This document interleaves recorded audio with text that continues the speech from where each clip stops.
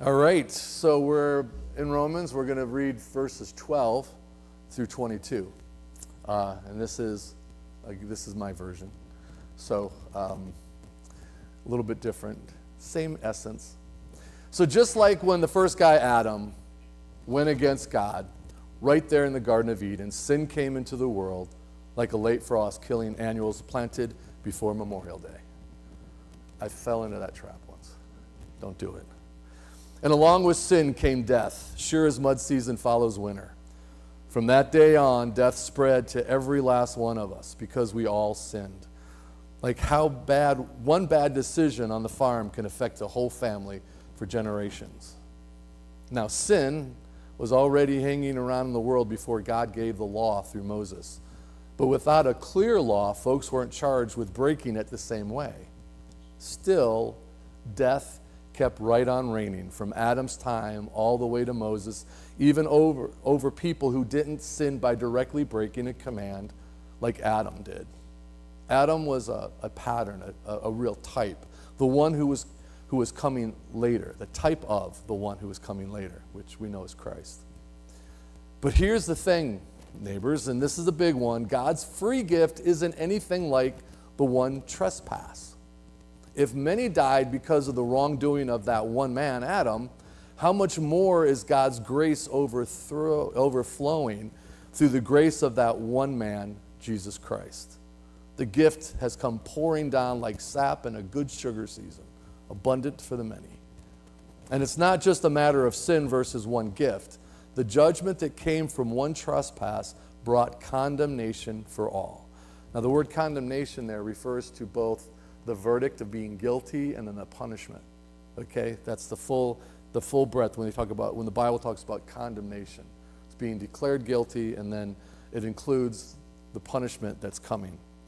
But the gift that followed the condemnation brings what we call justification. That's a full pardon and right standing with God.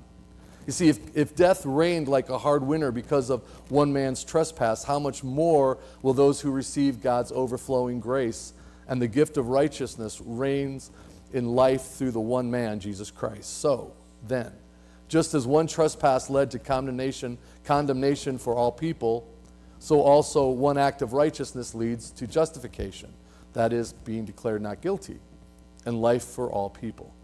For just as through the disobedience of the one, Adam, the many were made sinners, so also through the obedience of this one, Christ, many will be made right.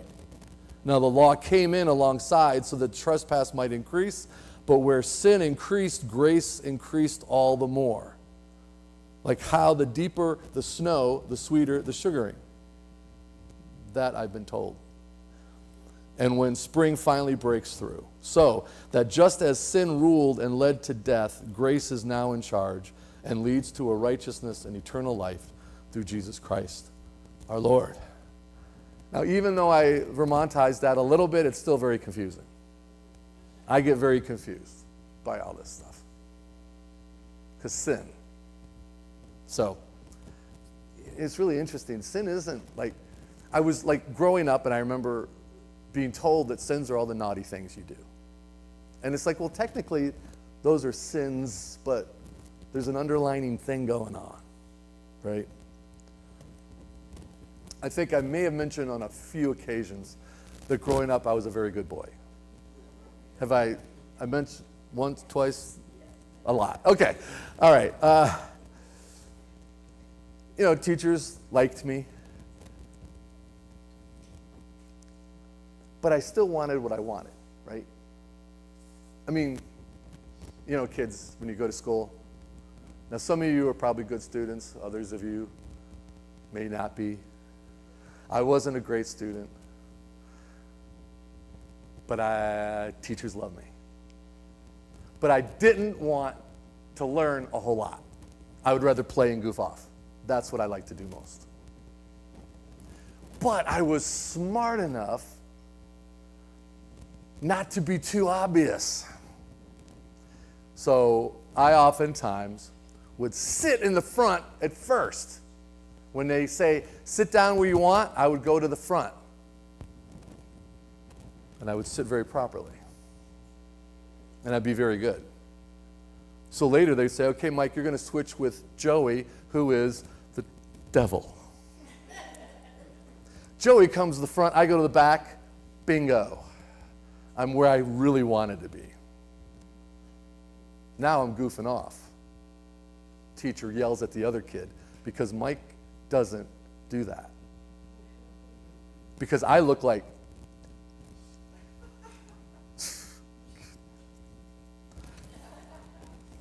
you see, that's what you do because you're smart enough not to get caught.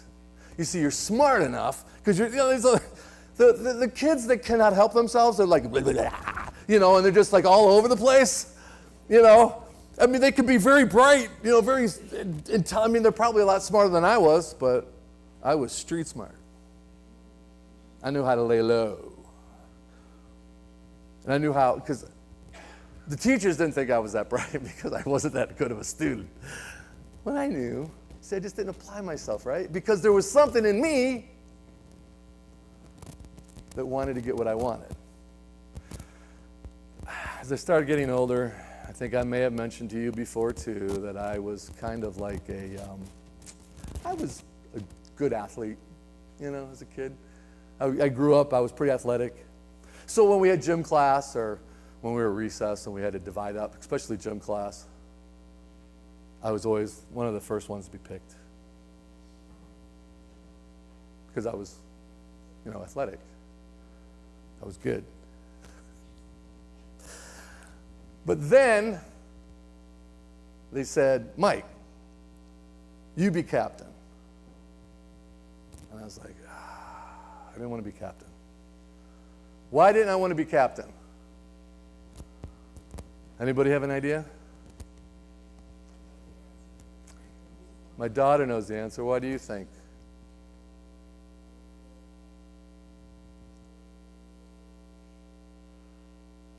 No, you're right. You're exactly right. That is true. She nailed it on the head. It's because I was an empathizer, right? That was the word you were looking for. You couldn't quite think of it.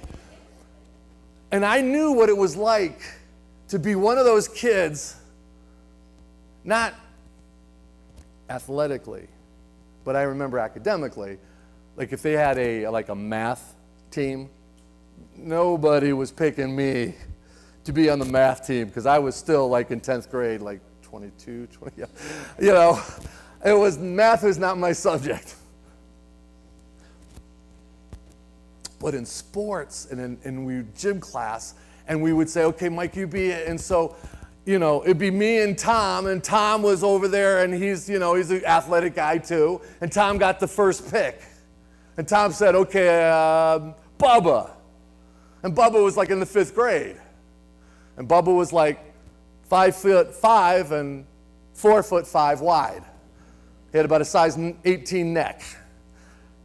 And Bubba could kick the ball to kingdom come. Couldn't run fast, he didn't need to. Because he hit a home run every time with his foot. My turn to pick. All the lousy kids are in the back because they know they're not going to get picked till the end. That's how it always goes. I picked Sally, and Sally was a little bit like olive oil. She was kind of tall and really thin and dangly. She was the type of kid who would run up to the ball to kick it and miss it and slip, And I picked Sally. I don't remember if that was actually her name, but I'm going to call her Sally. And she's like, wait, I don't remember another Sally in this class, but I have never, ever once in my life been picked first. And she comes down and she's like, yeah, come on. And there's this mix of shock and surprise and like, oh my gosh, he picked me. And she came down. And she's like, wow, I'm on Mike's team. He picked me. And then next, he picks Ted. And Ted is like 6'1" in the 5th grade. He already has a beard and a tattoo on his chest. He goes over there. What do? I pick Philip, who's slightly overweight, who cannot run for his life, but he does judo. He's always told me, don't mess with me, Mike. I know karate. Philip, that he was a great kid, right? And so I picked him, and he's got this huge smile on my face. And when the teams finally are together, and this team is like, they got beards, right? And then our team is kind of like, and we lose miserably. But it was like, I remember what it was like to be picked. Like the way it made them feel when they got picked. But after a while, all the teammates were like, don't let Mike be captain. I want to win. Even if I'm the last one to be picked by Ted's team, I want to be on that team because do you realize we stink, right? We have no athletic abilities. You know that, right? Mike, why did you do this to us? Now we're being humiliated on the field. Can you believe that? Like at first they were all excited, and then they realized they're just not capable. Now you guys are starting to catch where I'm going with this. You see, what we have in life is we have these seemingly two teams. We got this one team that seems to be able to do, whether it's religion, whether it's doing good deeds. They're out there raking the neighbor's yard just to be nice. They've not yet done that to me. And it's like, well, that's cool that they're doing that. Good for them. I'm busy. See, I'm not good at that. I'm good at picking other people to help with that, right? So one team and the other team are those of us who everyone sees is not quite capable. Sorry, it's my... I'm going to have to eventually get a new one of these things, but I know they're expensive.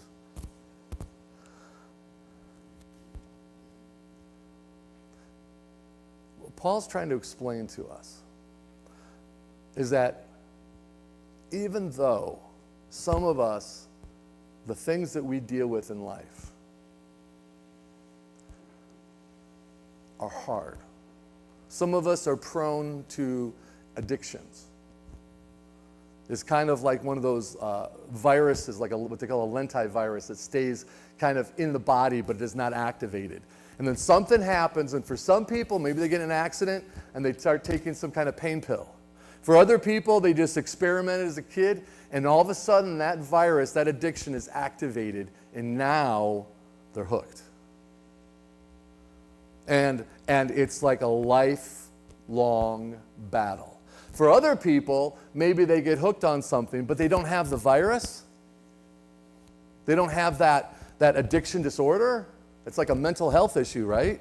But some people may be addicted, but they don't have the virus, so they're able to, they just kind of go to meetings, maybe they do rehab, and they're out, and they're just like, man, they're just living life.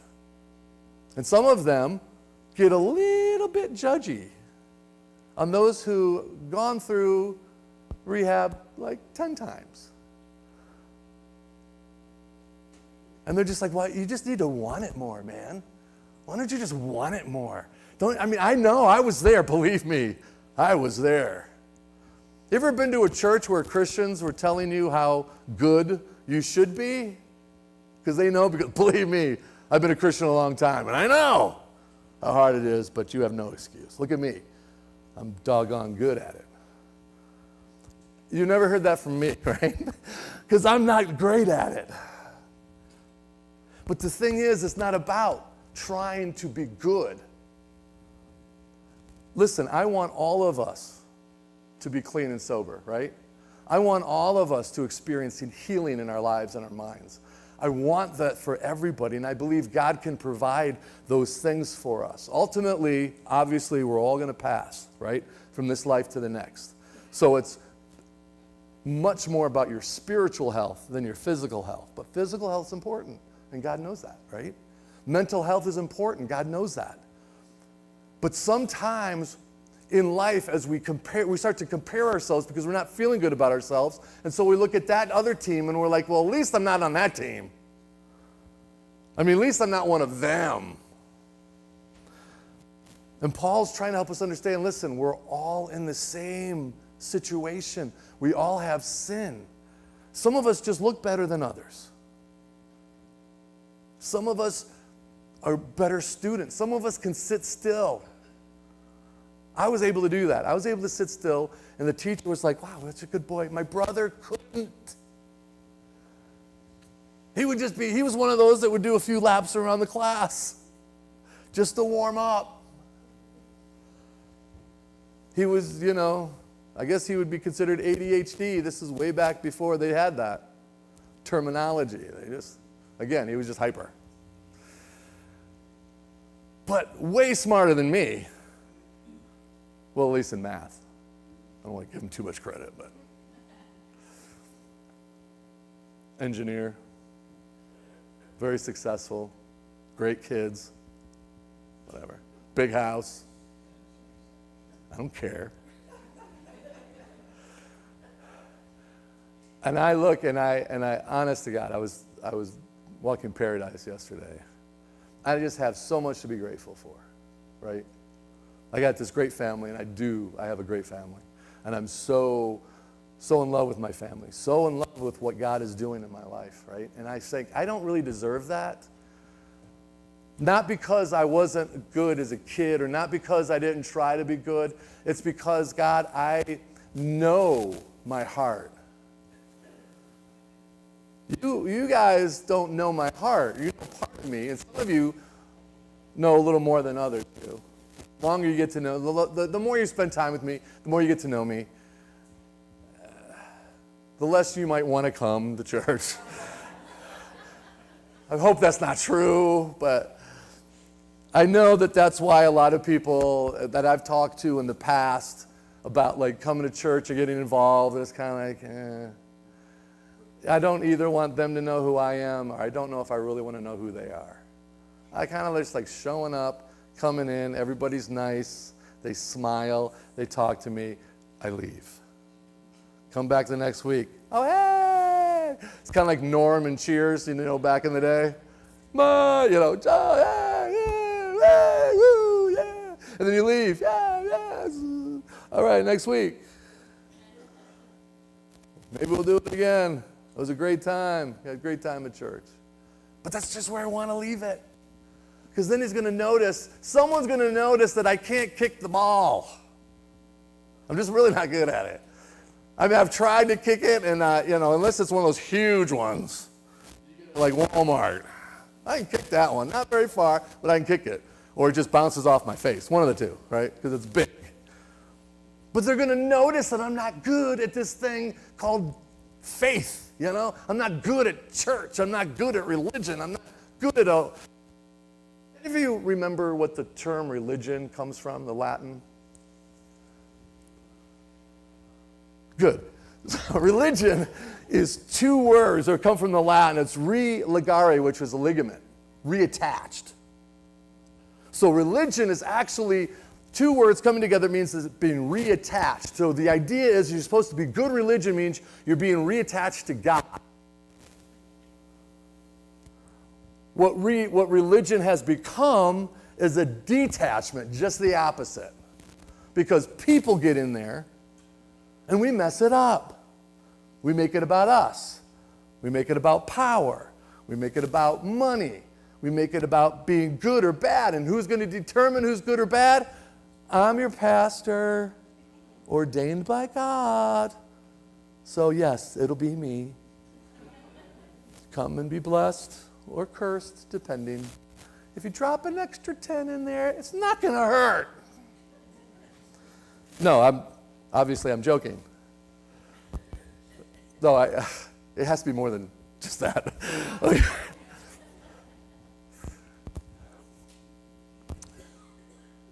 So when we are faced with the idea of God, how do I walk this life? What do you want me to do in life? How do you want me to live my life? He's like, listen, I want you to be drawn to me, right? I want you to be a part of what's called good religion. I want you to reattach because I love you, and I've never, ever, ever wanted to see you separated from me. I've always wanted you to be my friend. God says that to us over and over and over again. Most of the time, we're ignoring him as we go out and do our thing. And it's like, well, God, I'm just busy. I'm really just too busy. Maybe when I get a little bit of time, I can think about it and focus on it because, and then reading the Bible, it's like, it doesn't make any sense to me. It's like reading Greek. It's like, no, it's not really that difficult. Have you tried? Well, yeah. Where'd you start? In Leviticus. And if you've ever known anything about Leviticus, you don't want to start there.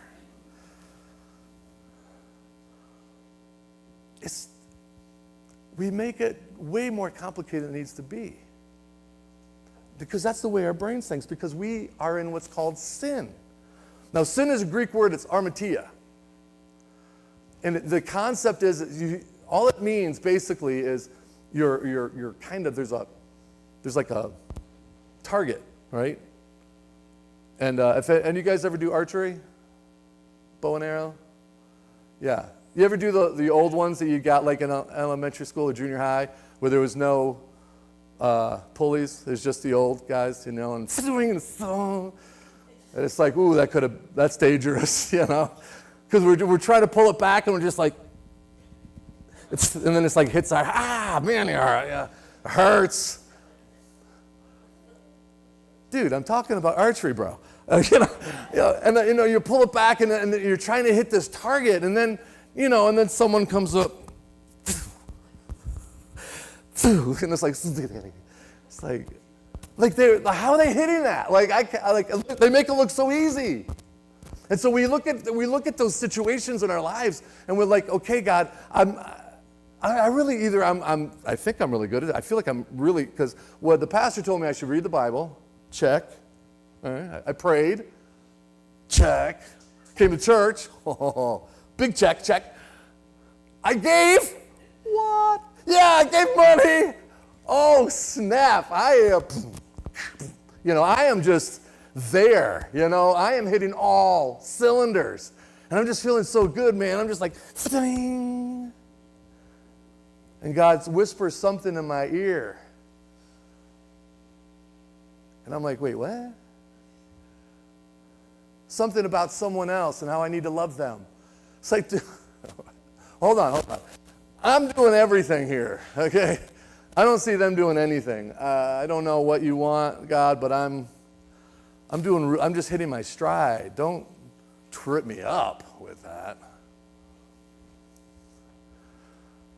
Because God isn't interested in us looking good. He's not interested in us working so hard to try to be good. He's interested in a relationship with us. Now, I know we're parents, and we as kids and children, and we all have parents. We all have to learn how to behave ourselves, right? We have to learn to be respectful and obedient, all those kind of things. And it's like, yeah, and that's what's so confusing sometimes to us, because everything in our life has been taught to us about being good and doing right and being a good citizen and not getting hurt and not getting a ticket. I learned in school a long time ago not to be a tattletale. I had an older brother who got in plenty of trouble. And I learned young that snitches get stitches, right? And it's like, what do you mean not be a tattletale? These people are doing wrong. I need to do different. There's a lot of people in churches that, not in our church, thank God, but there's been other churches I've been a part of who just love to tattle on everybody because it made them feel better. It was more like, listen, I'm being good and not enjoying life. Why should they be able to enjoy life? Because we look at it that way sometimes. It's like, no, life is supposed to be enjoyed. Life is about joy and excitement, and having an abundance of life. God isn't trying to keep us from having fun. He's trying to keep us from hurting ourselves. He's trying to keep us whole.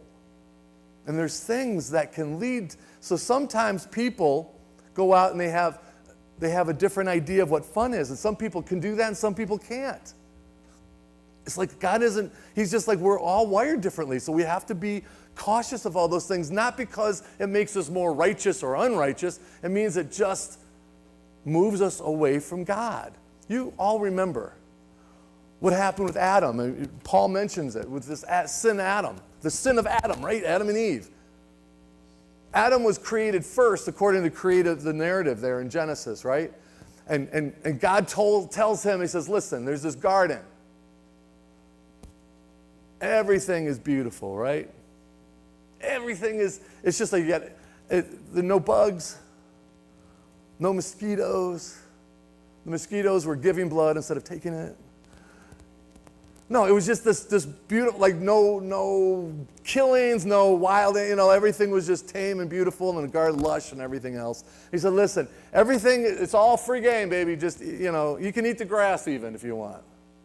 There's only one thing you can't do, and that's the tree, right in the middle.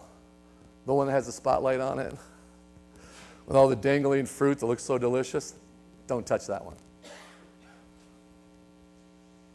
And of course, what happens? Eve is created afterward. Doesn't say that God told her not to eat it. Huh? So she's there, but Adam told her evidently what was going on. So the serpent, that representation of evil. I mean, I would have been a little taken aback if a snake starts talking to me, but she was fine. And everything that the serpent said, but one little nuance, was true. You see, what sin does and what evil does is it takes, 90%, 95, sometimes even 98, 99% truth, and all it takes is that little 0.5%, right? Just that little tiny bit of nuance that says God doesn't want that for you. He's just afraid that you're going to be like him. Just to cast a little bit of doubt in our minds about God and his intentions. He says he just doesn't want you to know good from evil. He doesn't want you to become like him. The irony is she was already way more like God than the serpent was, because she was created in God's image. The serpent wasn't. So she ends up eating it. And it doesn't say anything really happened at first until Adam came over. He's like, oh my gosh, what are you doing? And she's got it all over her. It's just so juicy, so delicious. The aroma is starting to waft from the fruit. And Adam's like, what did you do? He's like, listen, he was saying that everything's cool. And it's delicious here. So Adam eats it. And then as Adam ate it, they immediately felt shame. This is what happened. This is what sin does. You see, sin makes us doubt, and then when we have this thing called shame. And shame separates us from God because immediately, and each other. If you ever notice that people, when they're being naughty, hide. People, when they're being naughty, I won't see them at church for a while. And it's like, hey, it's okay. You can be naughty. Like I'm not judging you. I'm just more comfortable at home. Maybe I'll watch you on YouTube. You see, because it separates us. Because we feel this thing called shame. And that is what drives us away from God and other people. And God's like, stop. And we say, oh, I know you're there. I know you're real. I know all these kinds of things, but I can't look at you right now. I can't turn around right now. I mean, I know I need God, okay, but what I'm going to do is I'm going to create something. I'm going to serve a different God. I'm going to serve something that I can manipulate and that works for me, that likes me for who I am, doggone it. And God's like, no, I love you for who you are. And ultimately, he sent Christ to die for us and be resurrected again to break that power of shame and death in our lives. that drive us away, that finally we can stop and turn around. And he's like, come on, come here, I love you. And we can run toward him. Because all of us are in that same boat. We're all running away from him. No matter how well we run. I ran up Devil's Perch yesterday. Sprinted up this thing in Paradise Park. And then I had to take muscle relaxers. And my back was killing me afterward. Like later that night, I'm like, ow, what was I thinking? I just hustled, man. Yeah. Got up the top of that thing. Whew, that was good. It was good, right? And I was fine until like 8 hours later. My body was like, dude, work your way up. But the running of the race of life, right? It's like, listen, I know it's hard, but it's going to be good, and I know you're going to be sore. But just know that if you come to me, it doesn't mean that it's all roses. It doesn't mean that it's just all pleasant. It doesn't mean that it's all just always good 24/7. No. Life is going to be difficult. It's going to be tough. Because I want you to always remember that you need me right there with you every step of the way. I want you to be asking me for favors. I want you to ask me for help. I want to hear about your life. Yes, absolutely. I want you to talk to me like you talk to a friend. But I also want you to treat me like I'm your father. Maybe like your mother, whoever's got the most generous. And I love to give good gifts, God says. I love giving you good gifts. I love to do that. But it's not just all about me giving you things. I want you to work on your relationship to love me more.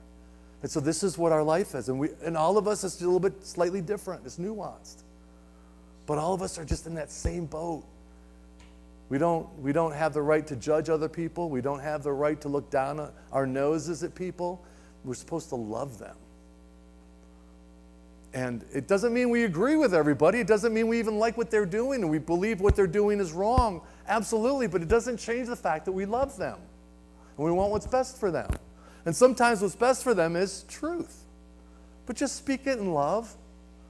Don't be angry and don't start yelling at people and start calling them names. That is no way to love a person.